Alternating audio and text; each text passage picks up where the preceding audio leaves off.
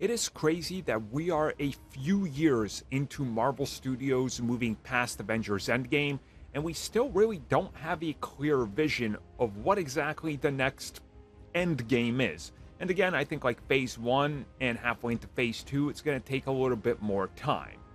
A lot of people want to know, does any of this planning involve the new Captain America and also the old Captain America, Chris Evans? Well, Chris Evans talks a little bit about that and what he misses most about playing the character of Steve Rogers. So this comes from an interview that Chris Evans did with Yahoo Entertainment. Man, remember when they were also GeoCities? I'm old.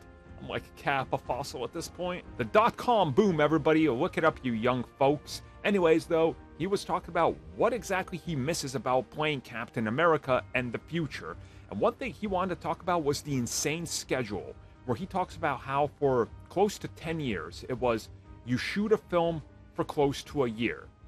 And then you get a quick little break, and then you do 6 months of press tour.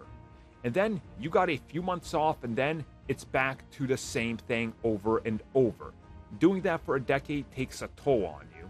And he says that he misses it, but also he's glad to have a break from it.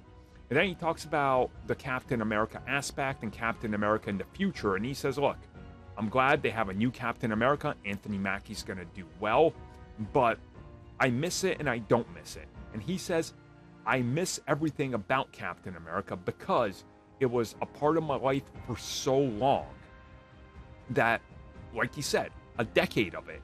It was back and forth, playing Captain America. And he says it's not just that character as well. It's everything related to the character.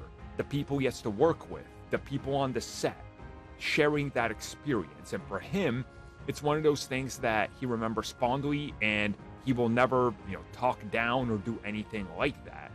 And he says that it's one of the things where he just really thinks about the future and how fortunate he is to have gotten that.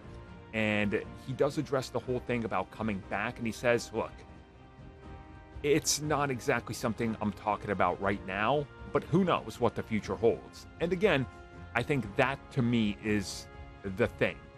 Remember, Michael Keaton said he would never play Batman again, but he's coming back to be Batman in the DCEU for the foreseeable future.